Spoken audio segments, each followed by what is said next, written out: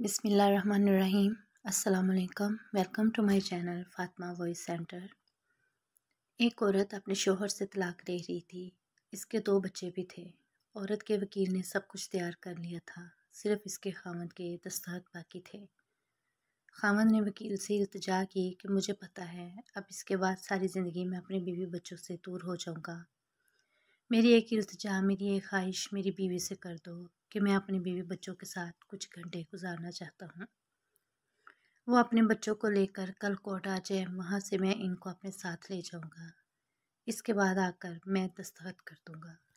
इसकी बीवी बच्चे सुबह कोर्ट आए।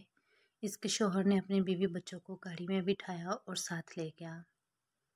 छोटा बेटा, पापा मुझे मम्मा के साथ आके बैठना है। बेटी, मम्मा मुझे बैठना है। बेटी, पापा इसको देखो ना।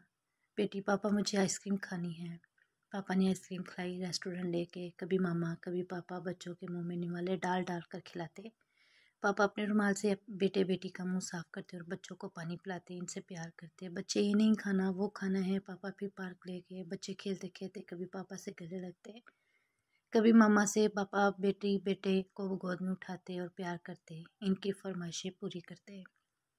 बेटी, पापा हमें अपने घर जाना है, नानी के घर नहीं जाना।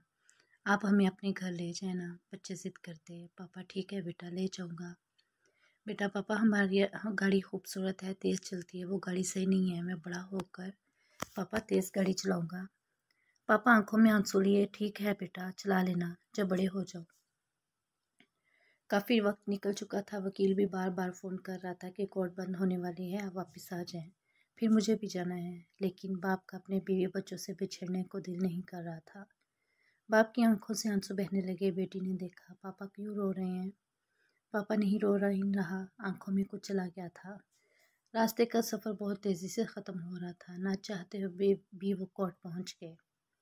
गाड़ी खड़ी करके बच्चे रोने लगे। हमें पापा के पास जाना है। पापा ने बेटे को गोद में उठाया और बीवी और बेटी किसके पीछे चलने लगे। इसकी बीवी ने अपने बच्चों का प्यार देखा और इसे एहसास हुआ मेरे बच्चे अपने पापा से कितनी मोहब्बत करते हैं। बच्चों ने कहा, ये हम कहाँ जा रहे हैं, ये हमारा घर नहीं है, हमें अपने घर जाना है। पापा बेटा भी चलते हैं, थोड़ा काम है। वकील के कमरे में पहुंचते ही वकील ने कागजात पर दस्तखत करने को कहा, जिस पर बीवी ने वकील से कहा, मुझे अपने शोहर से तलाक नहीं चाहिए, मैं अपना केस वापस लेती हूँ। जिस पर शोहर और बीवी खूब रोए। औरत को पता था कि वो अपनी ज़िद की खातिर अपने बच्चों की ज़िंदगी तबाह कर रही है।